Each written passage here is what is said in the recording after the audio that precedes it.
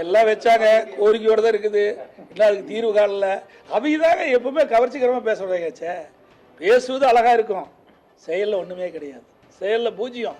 10 கொடுத்தோம், 10ல் இப்போ 4 தான் எடுத்திருக்குன்னு வந்திருக்குது. இன்னும் 4க்கு நிதி ஒதுக்குனாங்களா இல்லையான்னு தெரியல.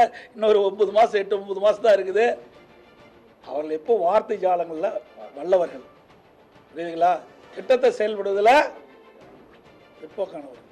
தமிழக முதல்வர் அப்பா அப்பான்னு சொல்லி மக்கள்கிட்ட ஒரு அழுத்தம். அம்மா எப்படி அம்மா அம்மான்னு கூட்டவோ அந்த மாதிரி நீங்களும் அப்பா அப்பான்னு கூப்பிடுங்க. இதெல்லாம் கேட்டால் எப்படி சொல்கிறதுன்னு தெரியல.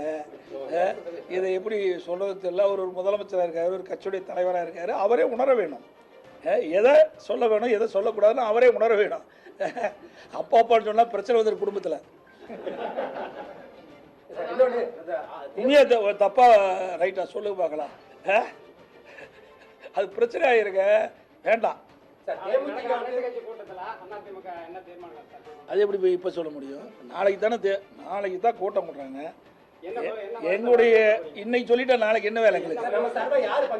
அனைத்து இந்திய அண்ணா திராவிட முன்னேற்ற கழகம் எங்களுடைய நிலைப்பாட்டை நாளை நடக்கின்ற அந்த கூட்டத்தில் தெரிவிக்கப்படும்.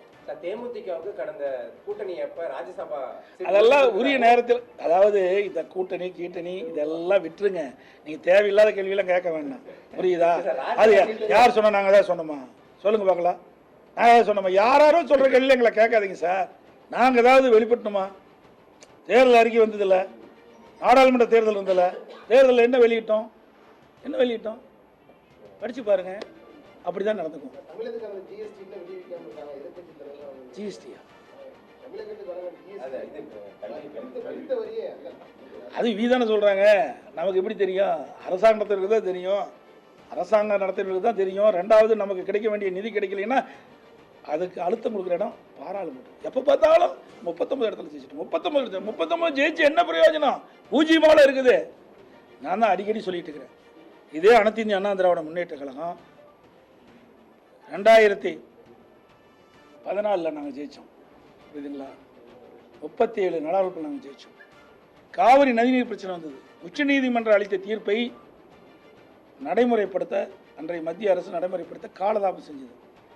அதை உடனடியாக நிறைவேற்ற வேண்டும் என்று 22 நாட்கள் நாடாளுமன்றம் ஒத்திவைக்கின்ற அளவுக்கு அழுத்தம் கொடுத்தோம். அப்படி எந்த அழுத்தத்தையும் கொடுக்குறாங்களா? வெளிநடப்பு பண்ண கொடுத்துருவாங்க.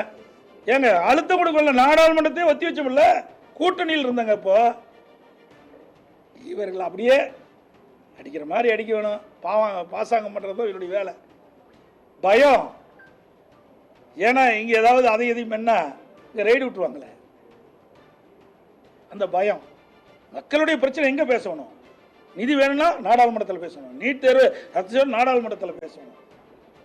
நாடாளுமன்றத்தில் பேசணும். அப்போ தான் அங்கே தீர்வு கிடைக்கும். அதை விட்டுட்டு இங்கே மக்களை ஏமாற்றுவதற்காக ஒரு நாடகத்தை அரங்கேற்றுவார். ஏதோ மத்திய அரசு எதுக்குற மாதிரி. மத்திய அரசு எந்த காலத்திலும் எதுக்க மாட்டாங்க. அவ்வளோ ஊழல் பண்ணி வச்சிருக்கிறாங்க.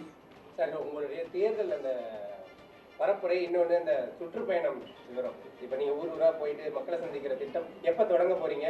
அது உங்களுக்கு தொடங்கும் போது உங்களுக்கு தெரிவிக்கப்படும். ஏன்னா இப்போ வந்து பட்ஜெட் கூட்டம் அறிவிச்சிட்டாங்க. அடுத்து மானிய கோரிக்கை நடக்கும். இதெல்லாம் முடிஞ்ச பிறகு உரிய முறையில் தலைமை கழகம் வெளியிடும். அனைத்து ஊடகங்களுக்கும் பத்திரிகைகளுக்கும் நன்றி, வணக்கம்.